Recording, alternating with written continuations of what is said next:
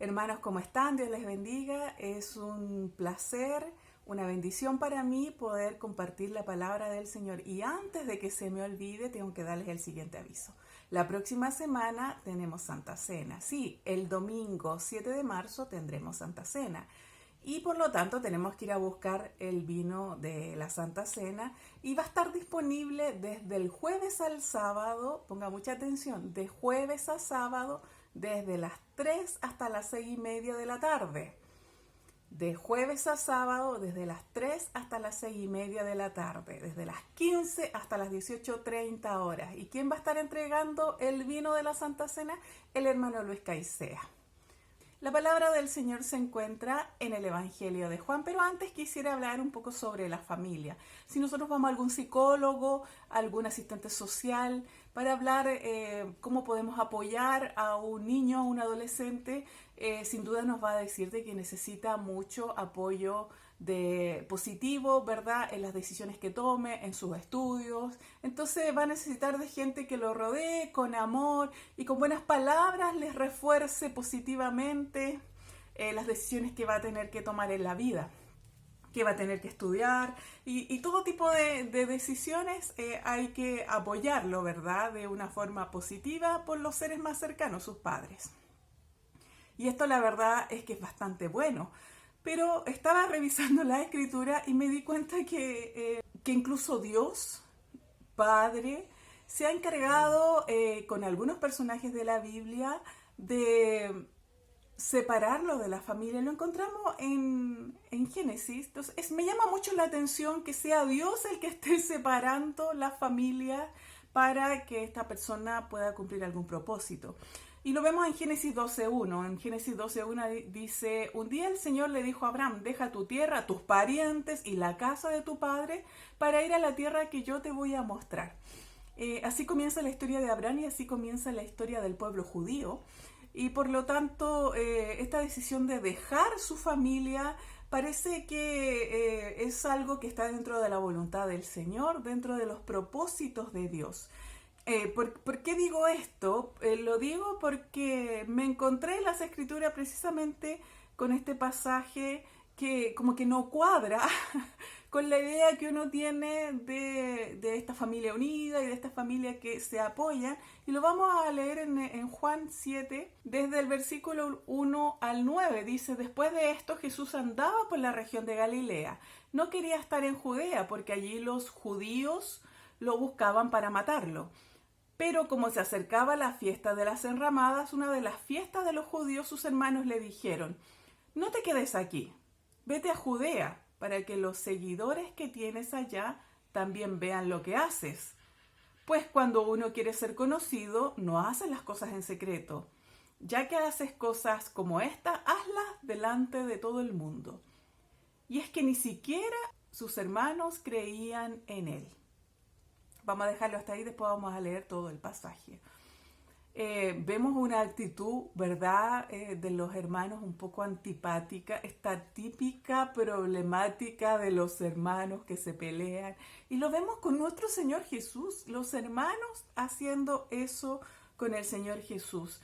Y en Marcos vemos otra actitud también de la familia y vemos cómo el Señor va a reaccionar. Dice: entre tanto, estoy leyendo en Marcos 3, del 31 al 35. Entre tanto, llegaron la madre y los hermanos de Jesús, pero se quedaron afuera y mandaron a llamarlo. La gente que estaba sentada alrededor de Jesús le dijo: tu madre y tus hermanos y tus hermanas están afuera y te buscan. ¿Y qué contestó el Señor? El 33, Él les contestó: ¿quiénes son mi madre y mis hermanos? Luego, mirando a los que estaban sentados a su alrededor, añadió: estos son mi madre y mis hermanos. Pues cualquiera que hace la voluntad de Dios, ese es mi hermano, mi hermana y mi madre. Al parecer el Señor no los fue a recibir, no habló con ellos y siguió su ministerio. Y quiero hablar de esto, quiero hablar de la reacción del Señor y por qué Dios hace esto de separar o esto de alejar. Porque estas historias no están aisladas, nos presentan algunos principios bíblicos que nos van a enseñar algunas cosas de parte de Dios y que nosotros obviamente podemos analizar y podemos entender, ¿ya? No estoy diciendo que todas las familias, pero al parecer hay algunas familias que impiden que el propósito de Dios se cumpla. Al parecer hay familias cuyas opiniones dan a sus hijos, no estoy hablando de matrimonio, estoy hablando más bien a la relación padre-hijo, de uno con los padres, con los primos, con los tíos, qué sé yo, los abuelos. Parece que la opinión que ellos puedan dar, que son obviamente opiniones importantes porque forma parte de la familia, parece que estorba los propósitos de Dios. Y eso es como raro, porque si pensamos en la familia, voy a hablar sobre la familia por ejemplo, la familia de Abraham. La familia de Abraham, el Señor le dice que salga de su tierra y de sus parientes, y él sale, pero se trae a Lot, lo cual le significó después un problema. Y finalmente tienen que dividirse porque hubo discusión entre los pastores, porque la tierra no era lo suficientemente grande, etcétera, etcétera. Si hubiese ahorrado ese problema y un montón más de problemas, Abraham si nunca se lo hubiese llevado, como le dijo la palabra de Dios.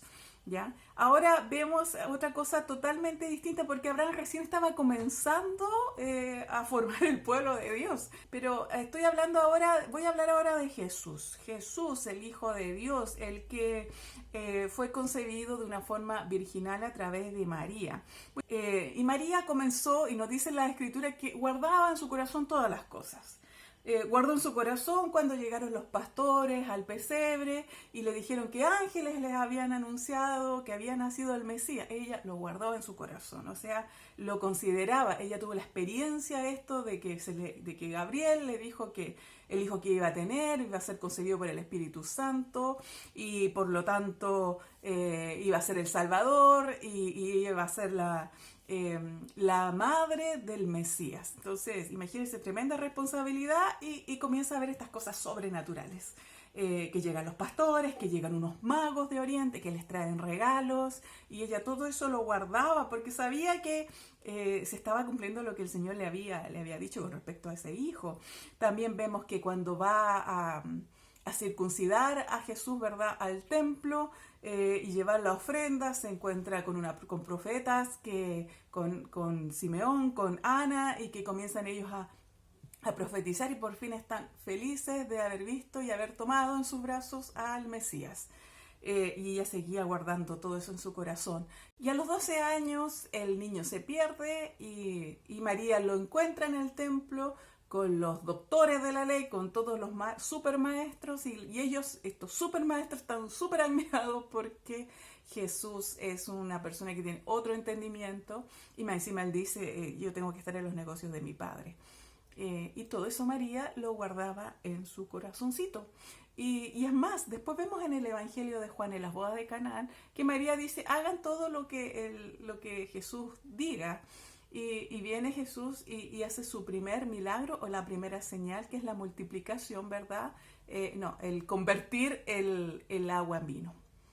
Entonces, si yo miro a María en todos estos evangelios anteriores, en Lucas, en Mateo, que relatan estos acontecimientos, y después en Juan, ya cuando él está iniciando su ministerio, yo pensaría que María era una persona que lo estaba apoyando a Jesús porque sabía su naturaleza, porque sabía su propósito, porque Dios se lo había confiado a ella. Y por lo tanto, probablemente esta María llevó todo esa responsabilidad de la crianza de Jesús a sus otros hermanos, porque Jesús tenía otros hermanos, y los otros hermanos también tenían esa noción de que Jesús era un hombre especial y que tenía que cumplir propósitos especiales en la tierra. Pero cuando leo Juan 7, me encuentro con otra cosa, y me encuentro con los hermanos de Jesús haciéndole bullying al Señor. Y los veo malinterpretándolo. Vamos a ver nuevamente ese pasaje, en el cual el contexto es el siguiente. Todo hombre de Israel tenía que pasar por lo menos las 3 fiestas principales en Jerusalén. Recordemos que el Señor vivía en Nazaret, él era Galileo, de Galilea, aunque había nacido en Belén, su vida la pasó allá en Galilea, en Nazaret. Por lo tanto, estaba ahí y era de esos lados. Él inicia su ministerio ahí, en Galilea. Y lo vemos a veces en Jerusalén. ¿Por qué? Porque él iba a celebrar estas fiestas. Y todos los hombres tenían que ir y celebrar esas fiestas ahí en el templo en Jerusalén. en la ciudad santa. Entonces vemos a los hermanos probablemente ellos preparándose, tomando sus morrales y sus cosas para viajar, y lo vemos al Señor ahí con su hermano, ¿verdad? Que también es hijo de María. Entonces lo vemos y le comienzan a molestar, le dicen, su hermano le dijeron en el 7:3, no te quedes aquí, vete a Judea, para que los seguidores que tienes allá también vean lo que haces. Pues cuando uno quiere ser conocido, no hace las cosas en secreto. Ya que haces cosas como estas, hazlas delante de todo el mundo.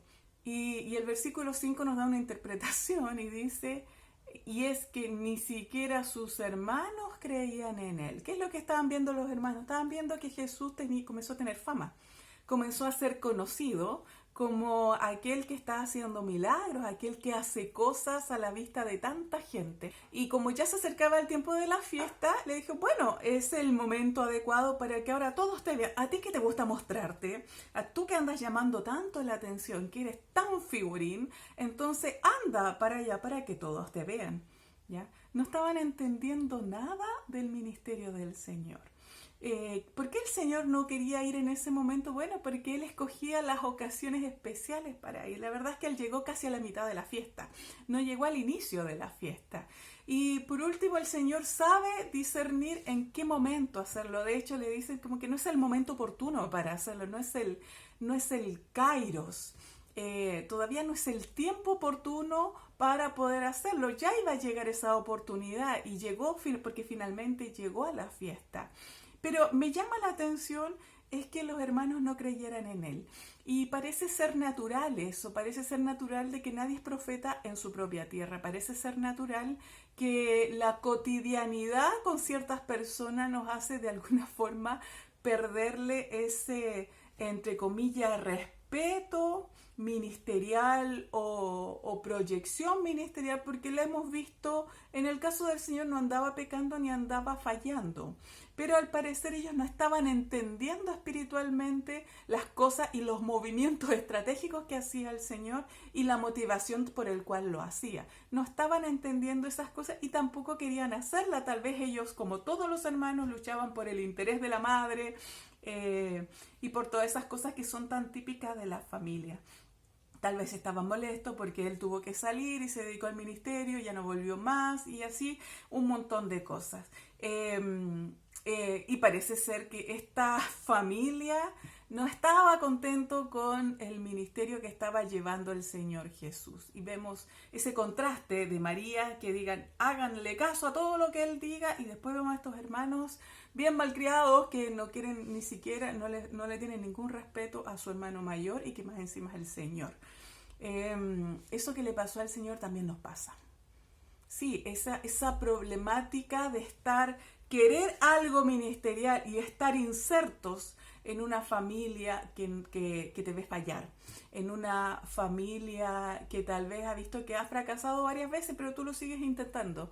Estoy hablando de las cosas del Señor en el ministerio. Puede ser que no te apoyen.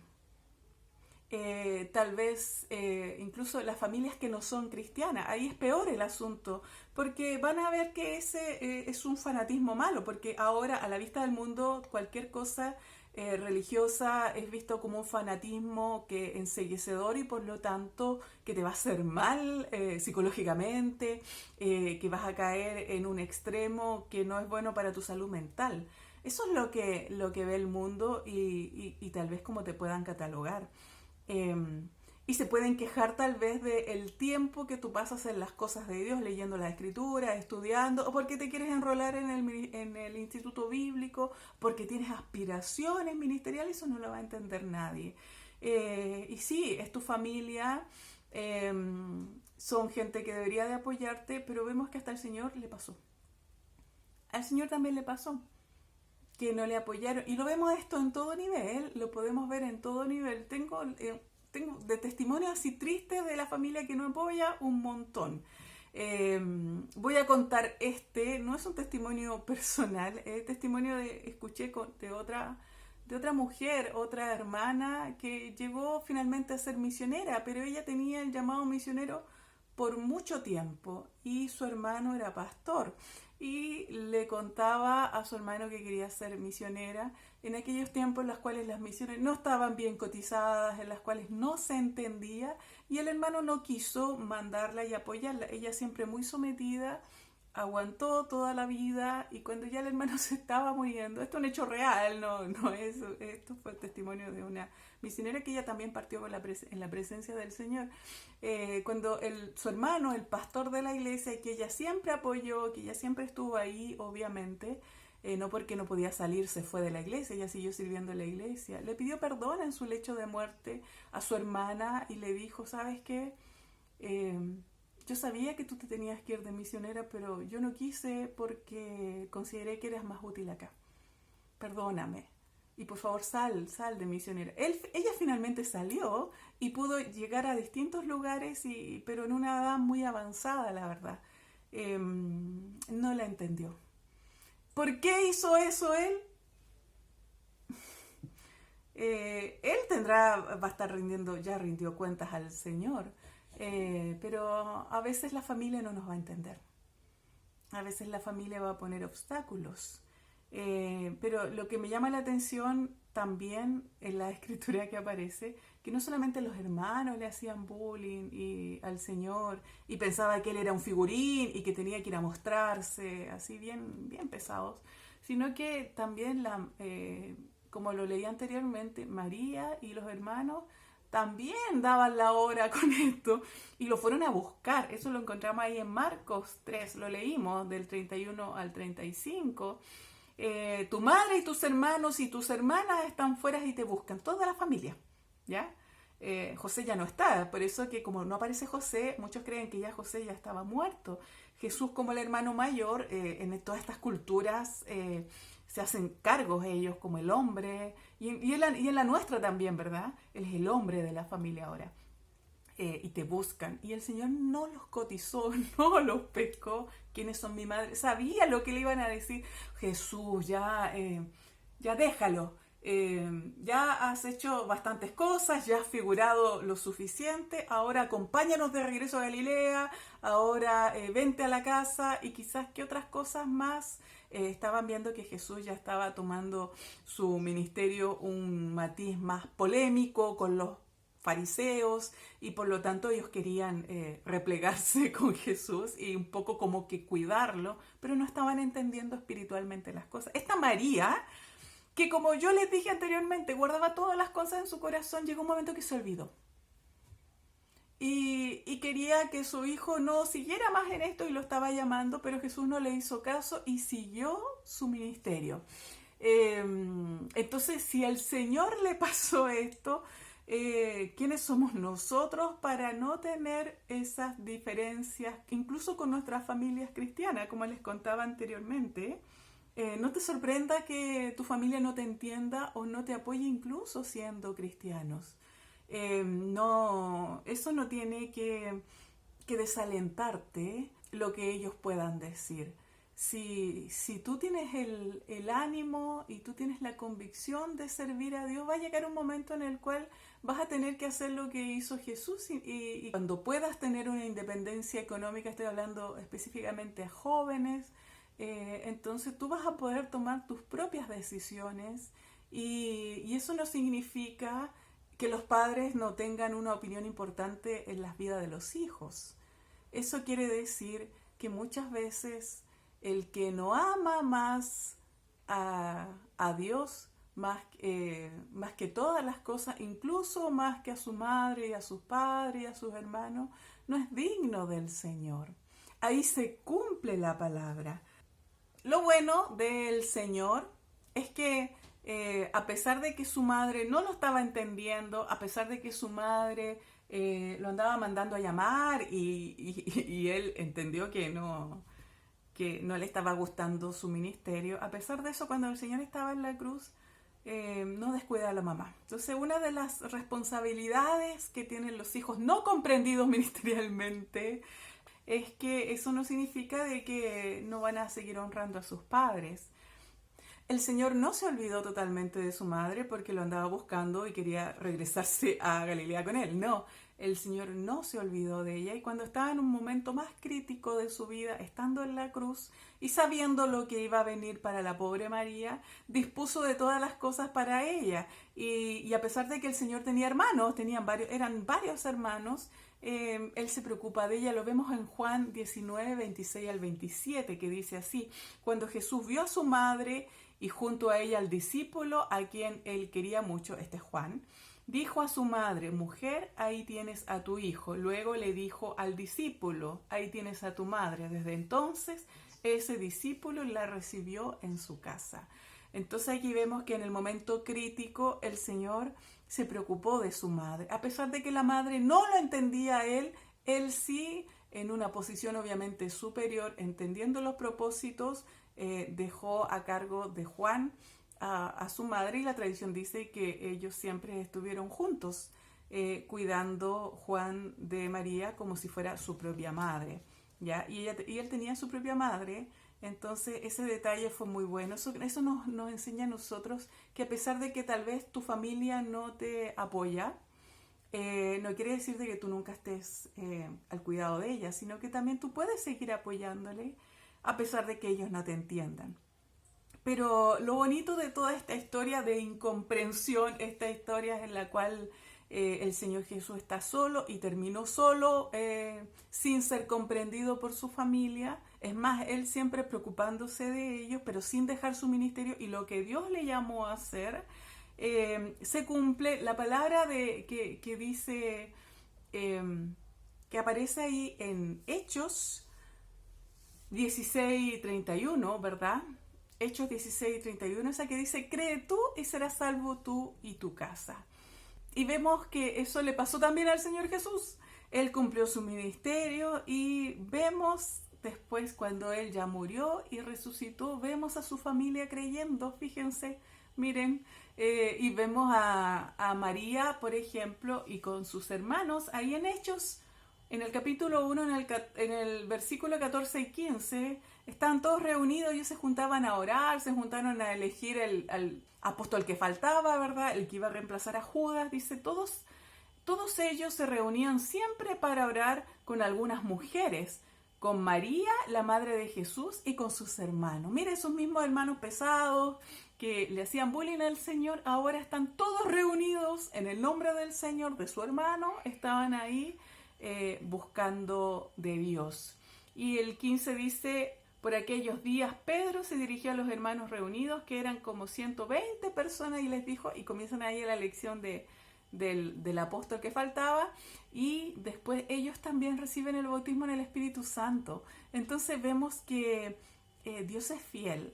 Que se tengan dificultades porque la familia no apoya, porque la familia tal vez no está de acuerdo con el rumbo de la vida en el cual hemos considerado demasiado a Dios, o que tú tienes planes de considerar a Dios. Dios no se olvida de eso.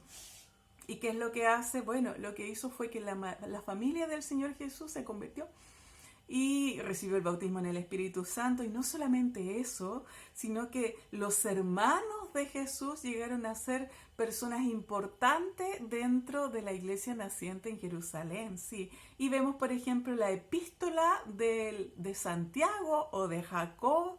Lo vemos que él no dice que él se pone como siervo de Jesús, pero lo vemos a través de el libro de los Hechos, por ejemplo, diciendo: Pedro, cuenten esto a Santiago y a los hermanos. En poquito tiempo Jacobo o Santiago se convirtió en el líder de la iglesia en Jerusalén. Miren qué importante eso.